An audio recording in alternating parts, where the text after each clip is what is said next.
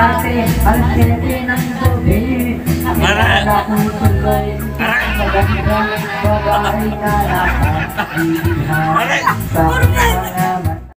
Kaya ko kadulikan, Sulawesi papedaya, at tandawa ko bangilin, pangalim ba subumbul ko,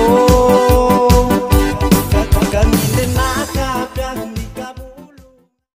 Magandang gabi po sa inyo at ito po yung ating muna hapunan.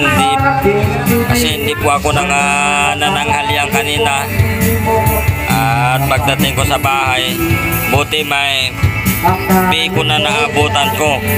Ito po ang biko at pagsakat-sakan ko muna ito.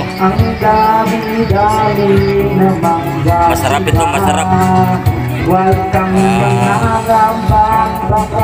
Pasensya na mga katropa kasi may kumakanta dito sa labas. Medyo ano lang tayo, may ingay-ingay lang konti.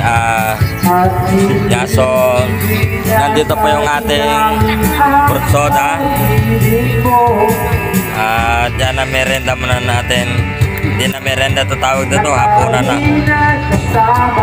Dito pinos na ang ating fruit soda. Ito po yung handa ni Aling Kureng. Yan ang inihanda niya sa akin pagdating ko. Fruit soda. Sarap na sarap. Yan.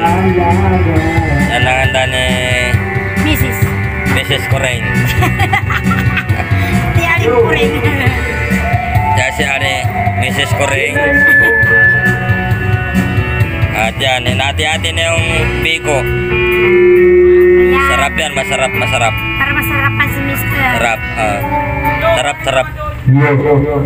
Pasensya na mga katropa at kung malapit lang kayo dito, tayo lang lahat. Makatikim din kayo lahat. Sa ngayon, hindi mo na natin masubukan. Hindi mo na kayo medyo malayo. Di bali sa sunod, pag nakita-kita tayo, ako lang magluto ng biko para sa inyo. Sarap na, sarap, sarap. Sarap. Ito. Sarap na. Pasensya na, may kumakanta sa labas.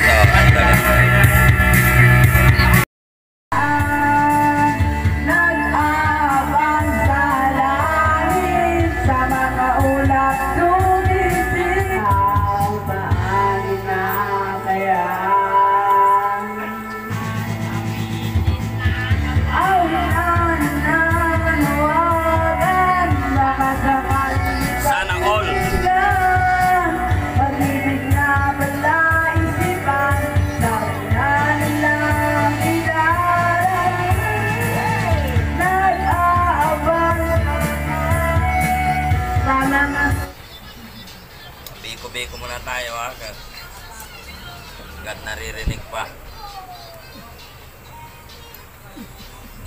Hindi ko masyado.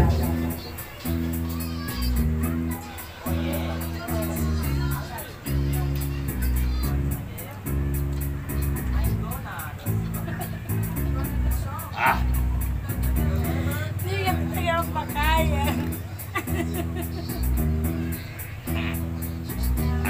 Jaman ko, ma'am. Aray-aray.